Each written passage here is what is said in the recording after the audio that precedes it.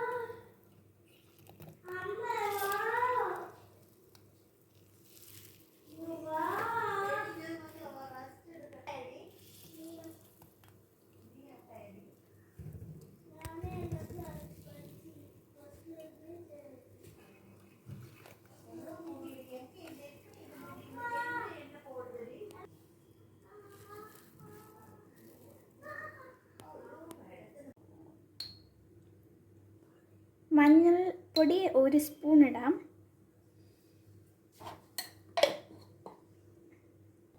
ഇനി നമുക്ക് chilli powder 1/2 spoon മാത്രം ഇടാം, ബിക്കോസ് ഇത് ചിക്കൻ മസാല ഇടുന്നതുകൊണ്ട്. ഇനി നമുക്ക് ഗരം മസാല 1/2 സ്പൂൺ ഇടാം.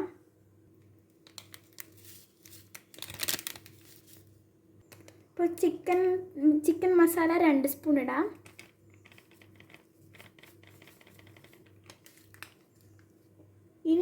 ഇനി നമുക്ക് കുറച്ച് കേർഡ് ഒഴിക്കാം.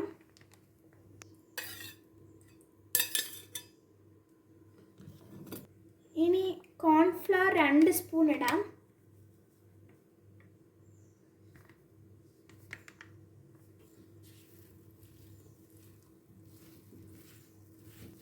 സോ ഇനി നമുക്കിത് നല്ലോണം മിക്സ് ചെയ്ത് വെക്കാം.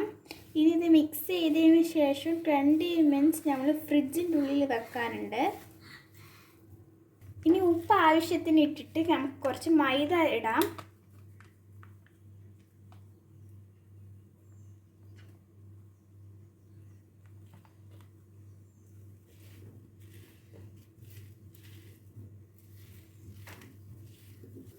ഇപ്പോൾ ഞാൻ നല്ലോണം കുഴച്ചിട്ടുണ്ട്. ഇനി നമുക്ക് കുറച്ച് നേരം ഇതിനെ റെസ്റ്റ് ചെയ്യാൻ വെക്കാം. ഈ ചൂടായിട്ടുണ്ട്. ഇനി നമുക്ക് എണ്ണ ഒഴിക്കാം. ഇനി നമുക്ക് ഈ എണ്ണ ചൂടായതിന് ശേഷം കുറച്ച് കറി ലീവ്സ് ഇടാം. അപ്പോൾ നമ്മൾ ഇഞ്ചിയും ഇടാം.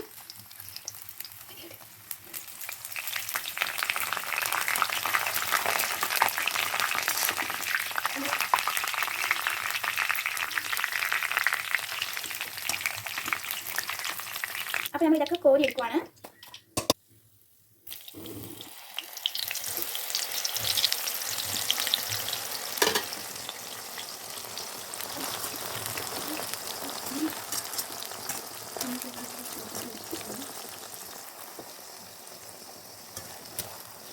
ഇനി ഈ സോയ ചങ്ക്സ് ബ്രൗൺ കളർ ആവുന്ന വரைക്കും നമുക്ക് വെയിറ്റ് ചെയ്യാം.